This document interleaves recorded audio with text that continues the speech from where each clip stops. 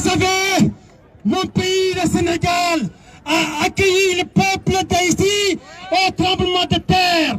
Nous sommes le même peuple, nous sommes tous des Noirs et nous sommes fiers d'être que nous sommes. Mes chers frères, peuple d'Haïti, lançons ce message à la maudite communauté internationale qui commande des meurtres, qui commande des assassinats. Ils vont assassiner le peuple d'Afrique, mais le peuple d'Afrique naîtra de ses cendres. Vive l'Afrique, vive le peuple haïtien. Et je vais terminer sur ça, mes frères haïtiens. Sachez que, à travers le Sénégal, à travers toute l'Afrique dans son ensemble, nous sommes et nous resterons tous des Jovenel Moïse. Mes chers peuples d'Afrique, mes chers peuples haïtiens, comme l'avait dit Sankara, l'esclave qui n'est pas capable d'assumer sa révolte ne mérite pas que l'on s'apitoie sur son sort. Cet esclave répondra seul de son malheur si se fait l'illusion sur la condescendance suspecte d'un maître qui prétend le franchir. Seule la lutte libère, libérer le peuple africain et la lutte continue.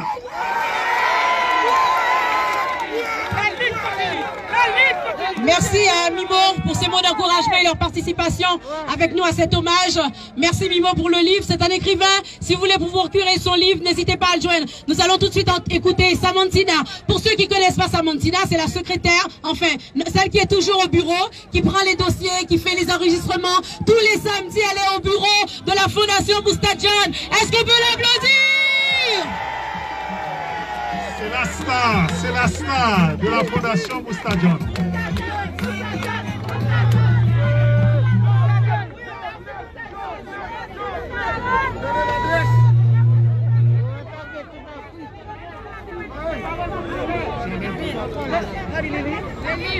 Marie.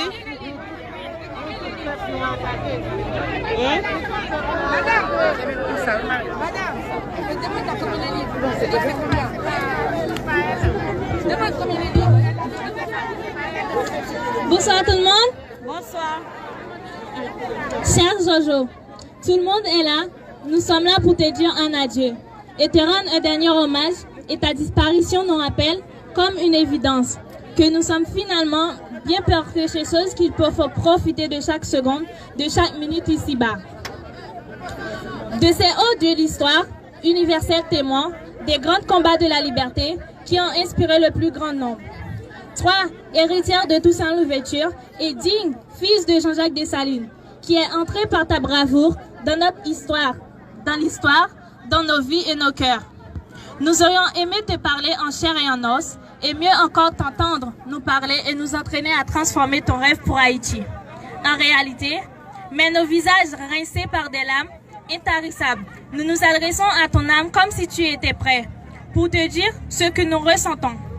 Porteur d'espoir, porteur du flambeau, valeureux du progrès, cher aux yeux de Victor Hugo, profondeur de notre esclavage maquillé, toi qui as battu pour la vie et la liberté, tu as récolté la mort, toi qui apportais la lumière dans nos lieux comme dans nos esprits et nos consciences, toi qui ouvris nos yeux sur nos plaies cachées et qui nous faisais comprendre notre misère, notre esclavage et nos lieux mortels.